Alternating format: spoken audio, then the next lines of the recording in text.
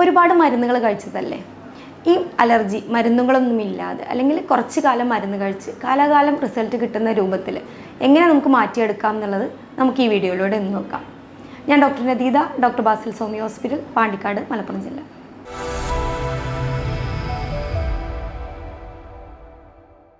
പൊതുവായിട്ട് അലർജിയുടെ ബുദ്ധിമുട്ടുകൾ നമ്മൾ ആദ്യം പറഞ്ഞു തുടങ്ങുന്നതിന് തുമ്മലാണ്. തുമ്മൽ പക്ഷേ ഒരു അലർജി അല്ലെങ്കിൽ ഒരു അസുഖമായിട്ട് നമുക്ക് കണക്കാക്കാൻ കഴിയില്ല. നമ്മുടെ ശരീരത്തിലേക്ക് എന്തെങ്കിലും പൊടികളോ അടിച്ചു കഴിഞ്ഞാൽ നമ്മുടെ ശരീരം അതിനെ റെസ്പോണ്ട് ചെയ്യുക, അതിനെ പ്രതിരോധിക്കുന്നതാണ് തുമ്മലായിട്ട് വരുന്നത്. അതായത് നമ്മുടെ ശരീരത്തിന് അത് പുറന്തള്ളുകയാണ് തുമ്മൽ വഴിയും ജലദോഷമൊക്കെ വഴിയും. ഇതൊരു രീതിയിലെത്തുമ്പോൾ തുമ്മൽ നമുക്കൊരു അസുഖമായിട്ട് വരുന്നുണ്ട്.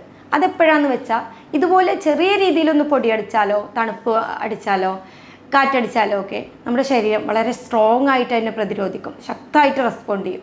അപ്പോൾ നമുക്ക് ഭയങ്കരമായിട്ടുള്ള തുമ്മൽ, ജലദോഷം, മൂക്കൊലിപ്പ്, മൂക്കടപ്പ് അതുപോലുള്ള ലക്ഷണങ്ങളായിട്ട് പുറത്തേക്ക് വരുന്നുണ്ട്. അപ്പോൾ ഈ ഒരു ശക്തമായിട്ടുള്ള പ്രതിരോധം നമ്മുടെ ശരീരത്തിൽ വർഷങ്ങളോളം നീണ്ടു നിൽക്കുമ്പോൾ അത് നമുക്ക് അലർജി അല്ലെങ്കിൽ തുമ്മലിൻ്റെ ബുദ്ധിമുട്ട് ഒരു അസുഖമായിട്ട് മാറിയെന്ന് പറയാം. അലർജിയുടെ ബുദ്ധിമുട്ടുകൾ ഇപ്പോൾ കോമൺ ആണ്.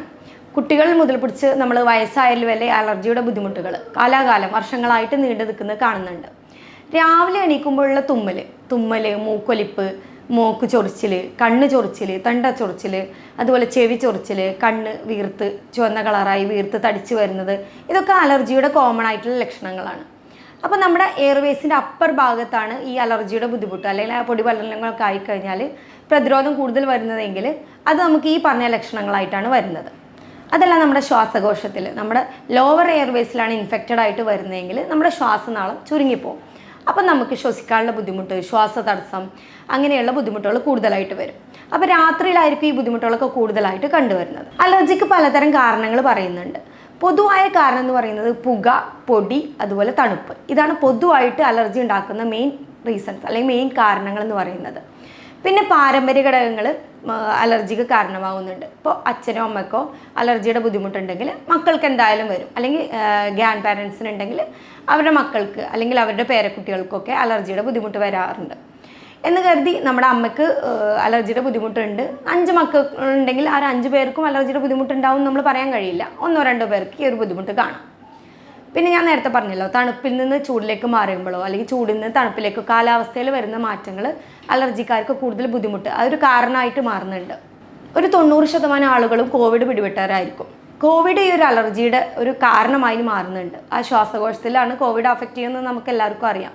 അപ്പോൾ അത് വന്നവരിൽ ഈ അലർജിയുടെ ബുദ്ധിമുട്ട് കൂടുതലായിട്ട് കണ്ടുവരുന്നുണ്ട്.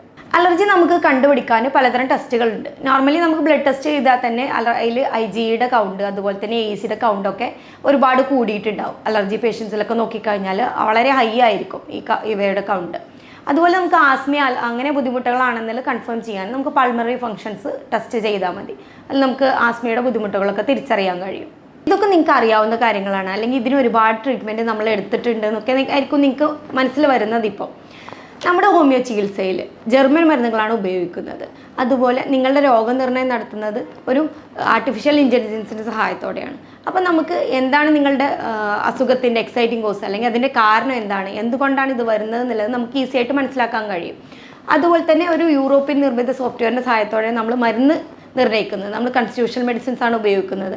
അപ്പോൾ ആ ഒരു നിർണ്ണയം നടത്തുന്നതും തെറ്റുകളൊന്നും വരില്ല. അതുകൊണ്ട് തന്നെ അപ്പോൾ നമുക്ക് ഈസി ആയിട്ട് നിങ്ങൾക്ക് ഏതാ മെഡിസിൻസ് എന്ന് കണ്ടുപിടിക്കാൻ കഴിയും. ഈ മരുന്നുകളുടെ കൂടെ നിങ്ങളുടെ ജീവിത രീതിയിൽ കുറച്ച് മാറ്റങ്ങളും കൂടി വരുത്തേണ്ടതുണ്ട്. അലർജിയുടെ ബുദ്ധിമുട്ട് വർഷങ്ങളായിട്ട് അനുഭവിക്കുന്നവരായിരിക്കും. അവർ ചെറിയ ചേഞ്ചസ് നമ്മുടെ മെഡിസിൻ്റെ കൂടെ എടുത്തു കഴിഞ്ഞാൽ നമുക്ക് എഫക്റ്റീവായിട്ട് ഹോമിയോയിൽ തന്നെ അലർജിക്ക് ട്രീറ്റ്മെൻറ്റ് എടുക്കാവുന്നതാണ്. അപ്പോൾ ഡെയിലി നിങ്ങളൊരു 7 to 9 മണിക്കൂർ ഉറക്കം നിർബന്ധമായിട്ട് ഉറങ്ങിയിരിക്കണം. അലർജിയുടെ ബുദ്ധിമുട്ട് അനുഭവിക്കുന്നവർക്ക് ആ ഒരു ബുദ്ധിമുട്ട് കുറയ്ക്കാനുള്ള ഏറ്റവും നല്ല വഴിയാണ് ഉറക്കം. രണ്ടാമത്തേത് ഹൈഡ്രേഷൻ, അതായത് നമ്മുടെ ശരീരത്തിൽ ആവശ്യത്തിലുള്ള വെള്ളം, ധാരാളം വെള്ളം കുടിക്കണം. ആവശ്യത്തിലുള്ള വെള്ളം നമ്മൾ നിലനിർത്തണം. ഒരു 3 ലിറ്റർ വെള്ളം ഡെയിലി എന്തായാലും കുടിച്ചിരിക്കണം. അതുപോലെ നമ്മുടെ ഭക്ഷണങ്ങളിൽ omega-3 ഫാറ്റി ആസിഡ്സ് അടങ്ങിയ ഭക്ഷണം നന്നായിട്ട് കഴിക്കുക. അയല, മത്തി പോലുള്ള ഭക്ഷണങ്ങളൊക്കെ ധാരാളം omega-3 ഫാറ്റി ആസിഡ് ഉണ്ട്. അപ്പോൾ അത് കഴിക്കുന്നത് സ്ഥിരമായിട്ട് നമ്മൾ ഭക്ഷണത്തിൽ ഉൾപ്പെടുത്തുന്നത് നന്നായിരിക്കും. അത് നമ്മളെ ശരീരത്തിൽ നീർക്കെട്ടിനെ അല്ലെങ്കിൽ ഇൻഫ്ലമേഷനെ തടയാൻ നമ്മളെ സഹായിക്കും. ഭക്ഷണത്തിൽ നിങ്ങൾക്ക് മഞ്ഞൾ ഉൾപ്പെടുത്താം. മഞ്ഞളിൽ കുർക്കുമിനുണ്ട്, അതൊരു ആൻറ്റി ഓക്സിഡൻ്റ് ആണ്. അപ്പോൾ അതുപോലെ തന്നെ ഓക്സിഡേറ്റീവ് പ്രവർത്തനങ്ങളൊക്കെ സ്റ്റോപ്പ് ചെയ്ത് അലർജിയുടെ ബുദ്ധിമുട്ടുകൾ നമുക്ക് കുറച്ച് കൊണ്ടുവരും.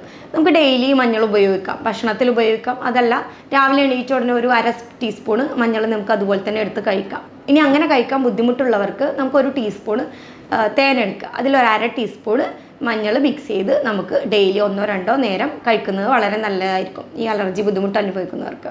അപ്പോൾ ഇതുപോലുള്ള കാര്യങ്ങളൊക്കെ ശ്രദ്ധിച്ചു കഴിഞ്ഞാൽ ഒരു പരിധിവരെ നമുക്ക് അലർജിയുടെ കൺട്രോൾ കൊണ്ടുവരാൻ കഴിയും. ഇതിൻ്റെ കൂടെ നമ്മുടെ ചികിത്സയും കൂടി ആയിക്കഴിഞ്ഞാൽ നിങ്ങൾക്ക് കാലാകാലം റിസൾട്ട് കിട്ടുന്ന ഒരു രീതിയിലേക്ക് നമുക്ക് വരാൻ കഴിയും. വർഷങ്ങളായി നിങ്ങൾ അനുഭവിക്കുന്ന അലർജിയുടെ ബുദ്ധിമുട്ട് നമുക്ക് ഈ പറഞ്ഞ കാര്യങ്ങളൊക്കെ ശ്രദ്ധിച്ചു കഴിഞ്ഞാൽ നമുക്കൊരു കൺട്രോളിൽ കൊണ്ടുവരാൻ കഴിയും. കൂടെ നമ്മൾ ട്രീറ്റ്മെൻറ്റും കൂടി എടുത്തു കഴിഞ്ഞാൽ നമുക്കതൊരു കാലാകാലങ്ങളായിട്ടുള്ള റിസൾട്ടായിട്ട് എഫക്റ്റീവായിട്ടുള്ളൊരു ട്രീറ്റ്മെൻറ്റായിട്ട് കൊണ്ടുവരാൻ കഴിയും. ഇതുമായി ബന്ധപ്പെട്ട ബുദ്ധിമുട്ടുകൾക്കോ എന്തെങ്കിലും സംശയങ്ങൾക്കോ നിങ്ങൾക്ക് എന്നെ ബന്ധപ്പെടാവുന്നതാണ്. ഞാൻ doctor Nadeeda, doctor Basil Soumya hospital, Pandikkad, Malappuram ജില്ല.